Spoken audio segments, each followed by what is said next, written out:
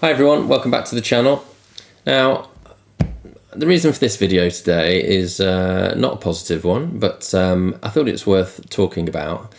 There have been a couple of articles that have dropped in the last couple of days on the Warhammer community website, and the models featured in these articles, these articles are essentially adverts to showcase products, and the models that are featured in them are so bad that you could almost call these anti-adverts. These are things to convince you not to ever buy them. It's so bad, it's just confused me a bit, because model design is getting better. It's improving. The models we see now are way more detailed and upscaled and like beautiful renditions of a lot of the sort of the characters and the different units that we've known and loved for many years in a lot of cases, or brand new units, and by and large they've been brilliant. When you look at the all the Dark Angels releases from last year, the Black Templars models that have been previewed recently, the Emperor's Children range, the whole of the Space Wolves range, and in AOS, the AOS launch box with all the new Skaven was fantastic. The Idoneth Deepkin that are going on pre-order this week, lovely models. The whole Cathay range as well that they've just come out for the Old World, brilliant. So what is going on? Because you compare those releases to the Blood Angels, one of the most, if not the most popular Space Marine subfaction, and it was terrible, absolutely dire range refresh of their characters. Now, they'd already had a couple of good characters in Dante and Mephiston who had really good refreshes over the last couple of years, but the rest were pretty lackluster, and it was a bit of a head scratcher. And of course we had the Inquisitor Cotiers model that also came out quite around the sort of same time as the Blood Angels, and again, terrible. And I'm going to talk about him in a minute, just to give you an idea. So what is going on with Games Workshop? Is it a standard slipping? Is it just a case that they have variable degrees of quality? Are they introducing new designers, and so as they're training them up, they're giving them smaller projects to design and release? I don't know what's happening, but let's look at this new release. And this is an Age of Sigmar release, because it's for Underworlds, I think. I haven't read this article, but I believe this is like an Underworlds warband. Underworlds is like an offshoot, a small-scale game set in the Age of Sigmar universe, in the same way as Kill Team is for 40k. And so you have these little warbands, and by and large, this is an opportunity for Games Workshop to push themselves, or to really get creative, because of it's just a small unit of several models, in the same way as they did with things like Warcry and Necromunda.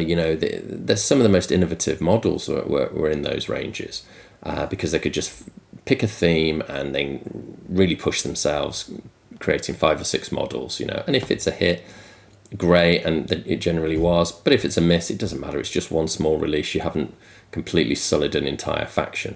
So you would think this is the opportunity for them to push themselves. Well, let's see whether Games Workshop have pushed themselves with Kamandora's Blades. Okay, the new Khorne, Blades of Khorne.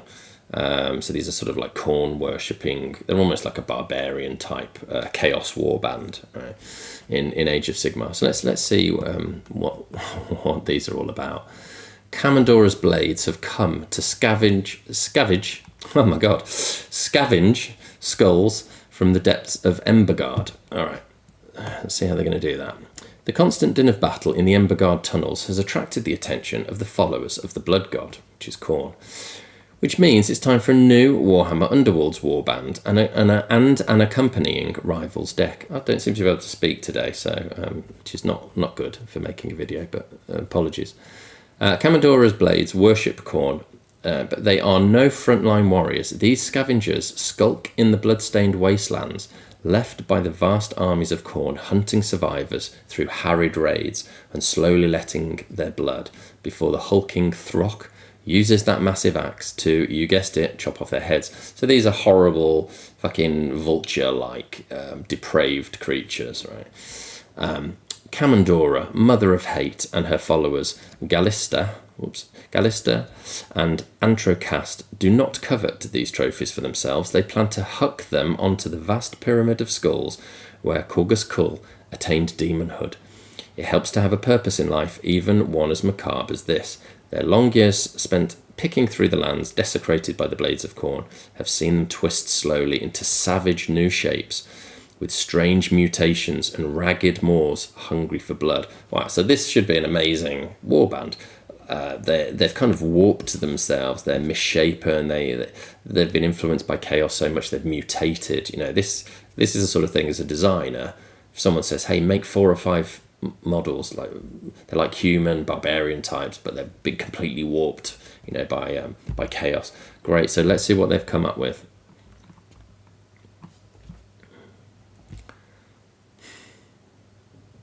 I mean, what is that? What is that? That is... I don't even know how to describe it. Let's move on. This dog thing, him, and then these two. Look at... I mean, that is a face only a mother could love, but what is going on? These are so... And you have to obviously account for the paint job as well, because sometimes the paint jobs, even for a company like Games Workshop with their resources, sometimes the paint jobs don't do the model justice and don't show it in its best light. But you can tell these are cartoony, they're ill-defined, they are lacking in sort of detail. I mean, like, it's just that foot is just like a blob, isn't it? I mean, the faces, I appreciate they're supposed to be mutated, but like, where is the detail on that? Where?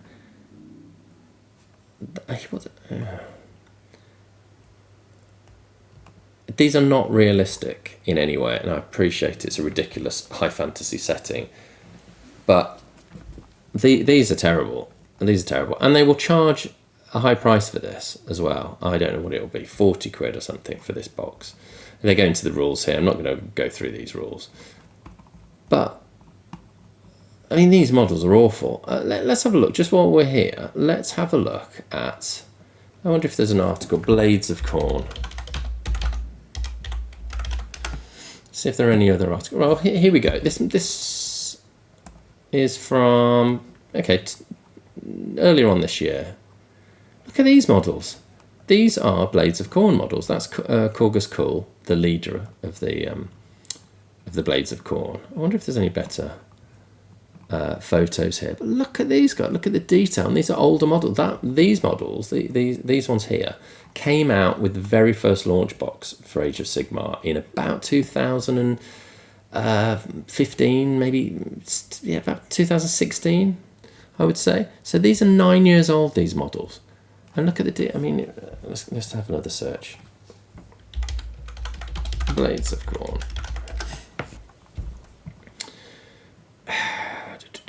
Is there anything else that we can look at here? I mean, here's one from 2023.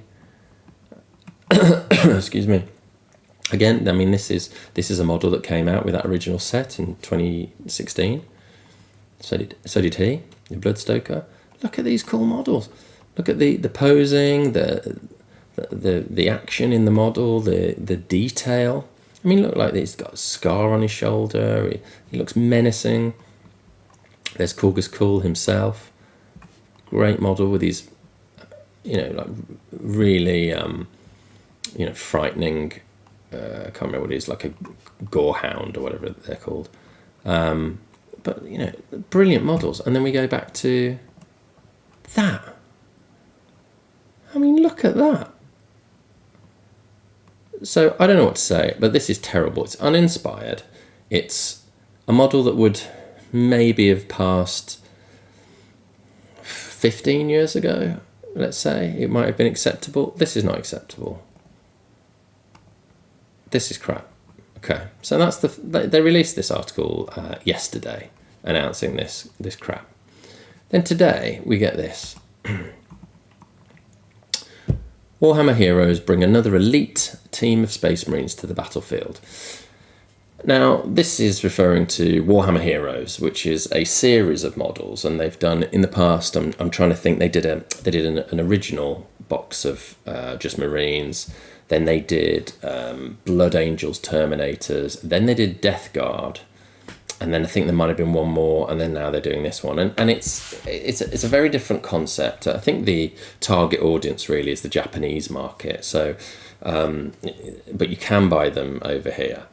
Although when it was originally when the Heroes series was originally made and conceived, it was only for the Japanese market, and you had to import them, and all the instructions and everything were in Japanese. But then they started releasing them in the UK because people wanted them, because by and large they were good. But what they are, the concept is that you buy one little box and it has a model in, and this can be one of 7 or 8 models.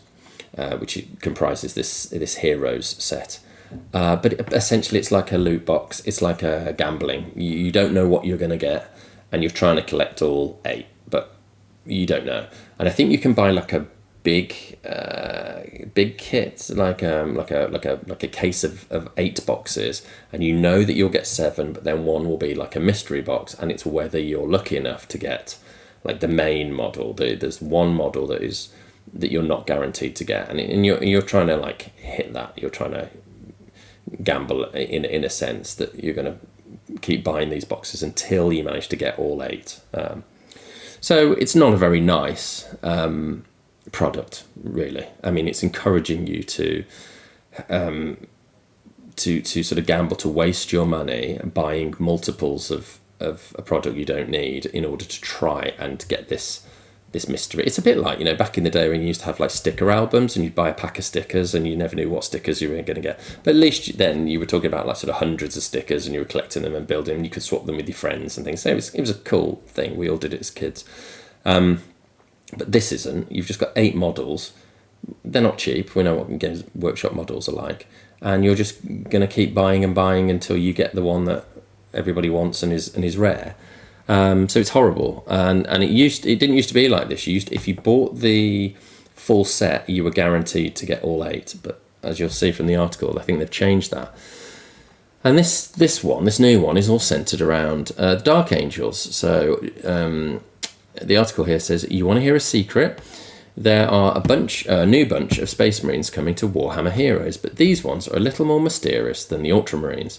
The latest blind buy miniature collection. That's a lovely way of saying it. It's a blind buy. Yeah, you don't even know what you're paying for.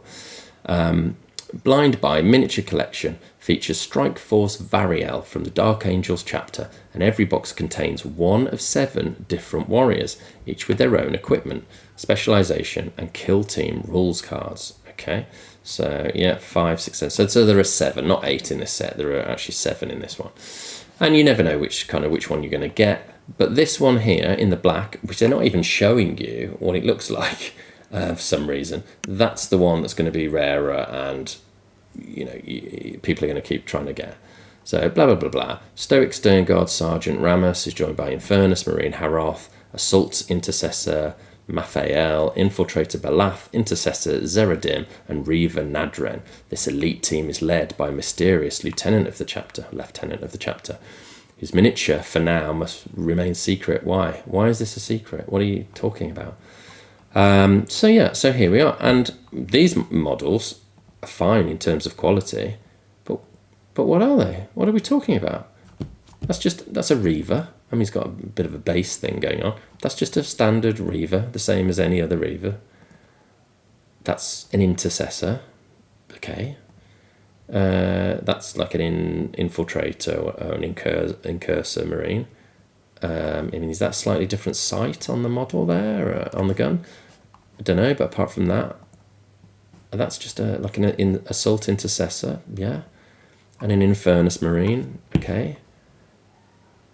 What? I mean, and the Sternguard. I mean, he's got quite cool combi melter. There is nothing Absolutely nothing out of the ordinary about these. You could kit bash any of these with the existing kits that are out there. They're all totally standard. There's no fancy banner or extra decoration, or they're in no way special, these. So really, it's all about this guy, isn't it? And so you're going to have to keep, you are going to have to keep buying and buying and buying boxes to try and get this guy. Boxes and boxes of just all these normal Marines you could get anyway, that nothing special about them at all, to try and get this guy who is the secret Marine for some reason. I mean, good God. And then, so it says each box will come with a kill team data card. Yeah, so there's kill team data cards in, so they can put the price up even more. They can justify putting the price up even more because they're including the extras with it that you don't even want, because you probably don't play kill team. Translated into English, German and Japanese, yeah, because the main market for this, as I say, is Japan, where they seem to like this sort of thing. Or there's a big market for this sort of thing. Collect them all and you have a simple to learn, streamlined kill team designed the perfect way to get a taste for the game. A bizarre way to get a kill team, really. Why don't you just go and buy a kill team kit, you know? Odd. Every display unit will have 8 blind boxes. So 8 blind boxes to get 7 Marines. But there is no guarantee that you will get all 7 miniatures if you buy a full dispenser of 8 boxes. Right, again, so as I say, so it's a lottery. How many of those full 8 Marine boxes are you going to have to buy to get all 7, to get the secret lieutenant? You could spend bloody hundreds of quid trying to do that. And certainly if anyone does hit on the jackpot and get this lieutenant, they'll be on eBay for, 60 quid a model or something. So terrible. So this has not been a good week for Warhammer and for Games Workshop, because these two, I mean, this article came out today. The Blades of Corn one was out yesterday, and they're both terrible for different reasons. These are bland, uninspired, uninventive, lazy. And then this is a cash grab and terrible commercial practice of trying to get people to gamble. What do you even get for it? There's nothing even special about this. Again, lazy and uninventive. And you compare this to when the Death Guard, when the Blood Angels Heroes box came out many years ago now. They were a refresh of Terminators, and they were, Blood Angels Terminators, so they had all the accoutrements, all the relics, and the decorative bits. So they were nice, cool models you couldn't get anywhere else. And then when the Death Guard set came out, that was a brilliant set. I mean, it had a completely different alternative sculpt of a Malignant Plague Caster, which is like a sorcerer. It had a different champion sculpt. They were lovely models, and they were great alternatives to the ones that you could buy in the range normally. So there was a reason to buy them. They were special models. These are just bog standard, the most plain and bog standard of Marines that you can buy now. So I don't know what Games Workshop are doing, but this has not been a good week. And I suppose I'm just concerned whether is this a theme now, a trend? Is it indicative of what Games Workshop are, of standard slipping, or is it just we're going to get a great release now and then and a bad release now and then? I don't know. I mean, have things changed? I'm not really sure. But just to emphasise, I was having a look earlier at the Inquisitor Cotias that came out earlier this year. Now, this was the original. Came out many years ago, at least 15 years ago. Great character. He's obviously very small, diminutive, sort of squat character, because proportions and sizes were smaller for miniatures there. But look at the detail on him, the amount of character, and the expression in his face. He's got his cool cyber eagle there on his arm. Great pose, great character, looks menacing, authoritative, brilliant, really, really good character. And so they decided to upgrade him earlier this year. You think, wow, brilliant, because he's such a cool character in the lore, in the story, and in the game. I wonder what they upgraded him to. It's going to be amazing. Well, this is what they came up with. That. What the fuck is that? I mean, that is terrible. They've removed the eagle. I mean, the eagle doesn't even look as good as the one from 15 years ago. Look at that. Crap. And then they've stuck it. Oh, yeah, I'm completely convinced that's flying in the air now because you've stuck a piece of terrain right in front of it, i.e. on it, to create this illusion, which doesn't work. And what's he doing? He's sort of...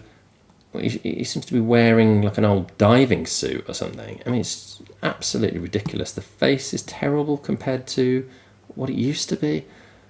So, I don't know. Anyway, I just thought I'd make this video just because sometimes it's surprising. You know, Games Workshop really can surprise you in different ways. You know, when the Emperor's Children dropped and Fulgrim came out, and when the new Space Wolves were announced, it was wow, these are brilliant. This is like model miniature making, moving on. I mean, the detail, the posing, the you know, just these are fantastic miniatures. I mean, I don't like Space Wolves particularly. I'll never really play them as an army, I don't think. But I'm buying all of the new Space Wolves because they're such good miniatures.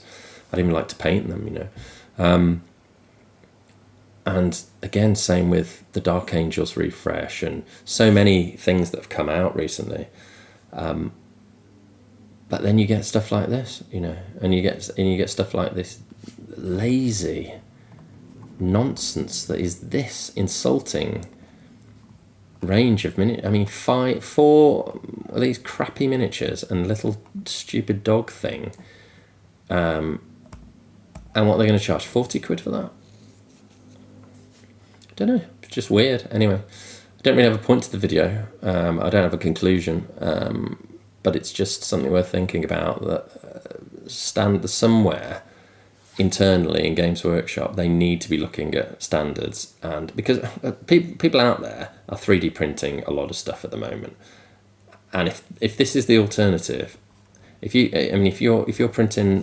you're making and manufacturing miniatures that are half the quality of what a third party is designing and then releasing as a downloadable file for everybody to just print for, you know, a quarter of the price, your business will be in trouble eventually.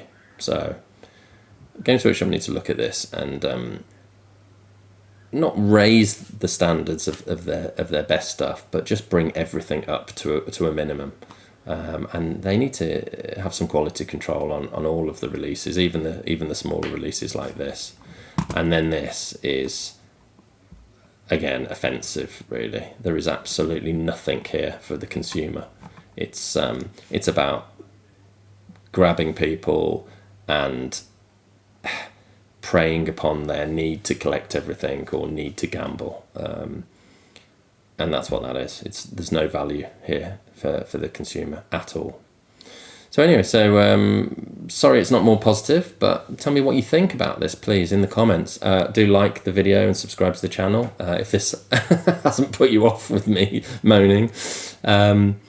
But I'd be interested to hear what other people think about this. I mean, you might comment and go, "Oh my god, that hero set's brilliant! I can't wait to start buying the boxes and seeing if I've got all 7." But I'd be surprised if anyone does say that. But let me know what you think about either of these 2 releases and just the standards of Games Workshop in general. Are they slipping or is it just variable?